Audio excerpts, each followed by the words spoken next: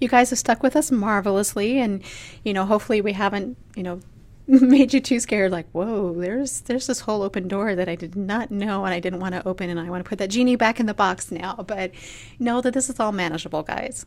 So we've talked about physical security. We've talked about the reasons why you want to do this, and then a little on personnel, a little bit about the computer systems. But ultimately, what do you do with all this? If you're saying, hey, I'm going to fix things and I'm going to patch all these holes that exist, write it down.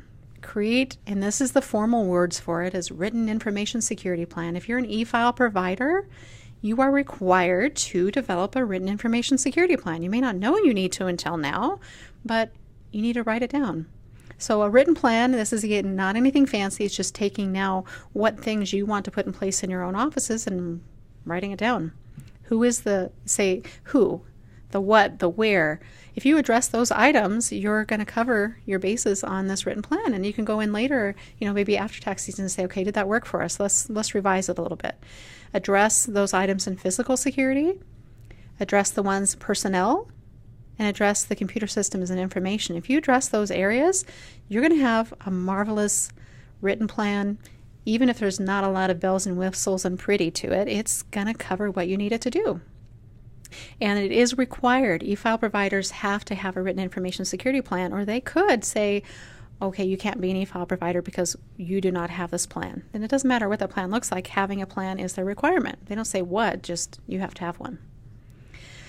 Keep in mind, as we talked about in some of the other things we've covered so far in both these courses, some states also require a more formal written information plan to be adopted, or you can be in trouble at the state level. So, basic plan. That's, how do we get started? What's that first step? It's kind of like that eating the elephant theory. You do it with a spoonful at a time. That's the only way you can eat the whole elephant. Just start with a basic plan. What little things do I want to tackle? And whether you get just a couple pages in right now and then you visit again in a week, any little thing that's on there is still a written plan. Simply going through the exercise of reviewing and creating it, though, will actually show you where your security holes are, where it make your risks more obvious. Just this exercise alone, you're like, why would I want to do just one more thing? Why would I want to write this plan out? Are you kidding me? Just the process of doing it, that exercise will actually show you more security holes and risks. Even with as much as I know, and as the great, awesome, IT partners and people I work with, we went through and created our own written plan, and we're like, oh my gosh, we didn't think about that one. Just going through this process will help you to fix areas, and it allows you an opportunity to then repair those holes before it becomes a major issue. Now, I know all this that I've thrown at you in these couple hours that I've been with you in this course, and if you've taken the first one, you're like, whoa, I'm hitting overload here. This may seem daunting, but again, just start somewhere. This is just a spoonful is all you have to worry about. And the reason that we go through so much in the course is you can keep the slides. You can kind of start tackling it a piece at a time or a bit at a time. So we're giving you all of it like through the fire hose. But the idea is just to start somewhere. Today, just develop a few policies from what you learned here and write them down.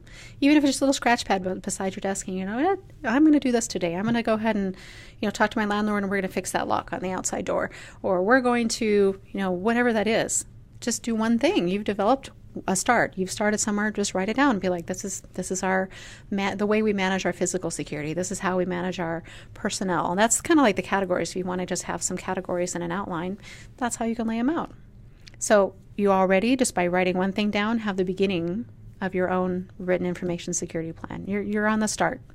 And that's that one spoonful of the elephant, right?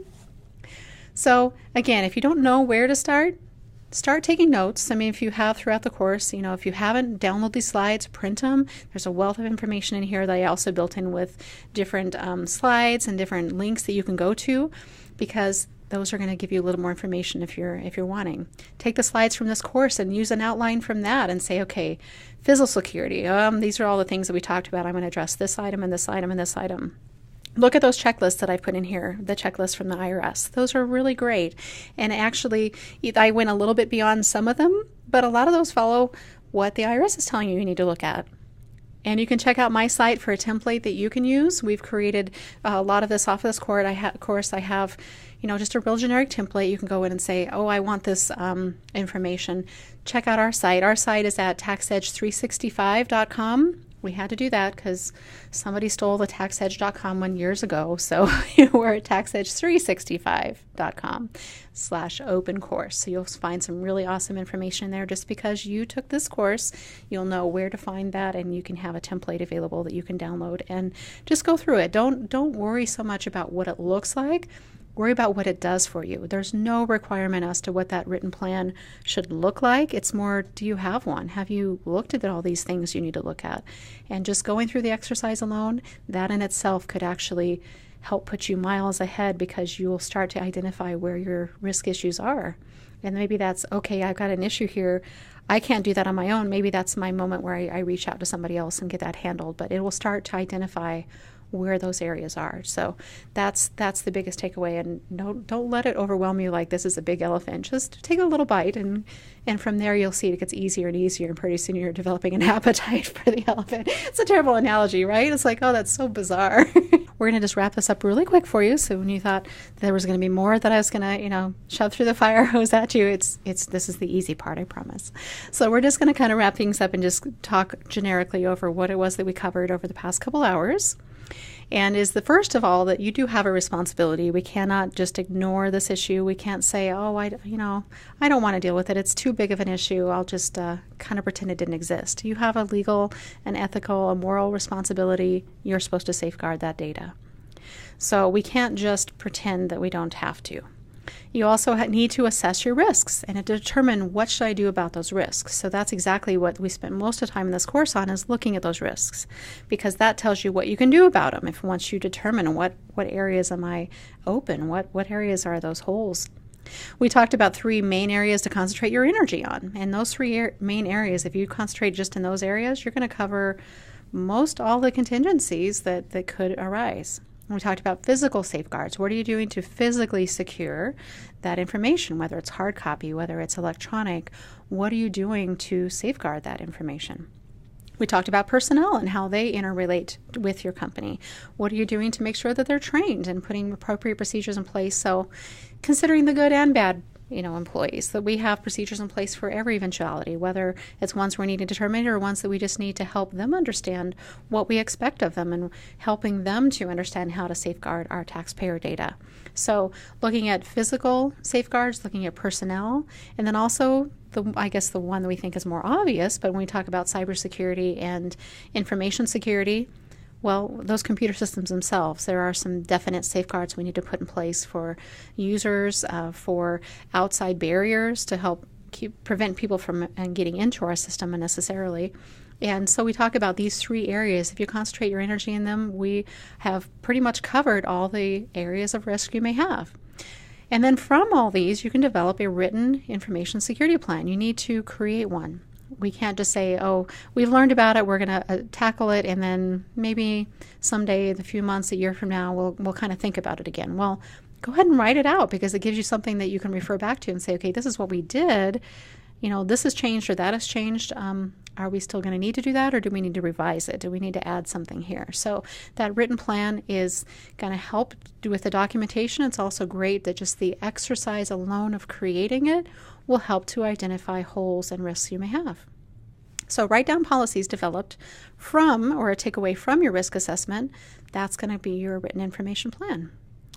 So that's the quick summary for you guys. You're wonderful in sticking with us this whole time. I truly love being able to share 2 aspects of my experience with you, as an accountant, but also the little bit of the IT experience I have to say, hey, this is something we still have to look at. And by the way, we want to teach our clients this too. What if they're not safeguarded? And this really was the eye-opener for me, is when my client had the ransomware attack and they're going, we don't have $700,000 to pay this. What in the world do we do? It drove me to create this course after we went through that process with them. So here's a lot of great information out there, guys. Go to the Canopy Tax community, because there's great places you can ask questions and you can answer questions of something that you have a knowledge base in. Join that community. There's some really amazing discussions going on in there. And of course, check out the course area, because there's tons of free CPE in there. And this is just one example of some of the courses that they're bringing to you. And throughout here, there's links to my site. Go ahead and head there. It's easy, taxedge365.com. and it's /open course. So you can get a couple of checklists. There's going to be some stuff in there that you can download that will maybe help to bring you to that next level of getting this in place in your own systems. And I thank you so much for joining us, Jeff. I'll let you take it back over here and add anything else you need to for the attendees. Awesome. Thank you so much, Tanya. We love having Tanya on the platform, and she is a superstar. If you are not familiar with any of Tanya's other courses, you really need to take all of them. And not only will you get all your CPE, you will be well informed, and we appreciate her taking the time and working with us, and we love having her. You should see your CPE credits within the next day or so in your email, so keep an eye out for those. If you have any questions or any concerns, you can go ahead and get a hold of us through the course site. Appreciate you taking the course, and we look forward to seeing you on a future course.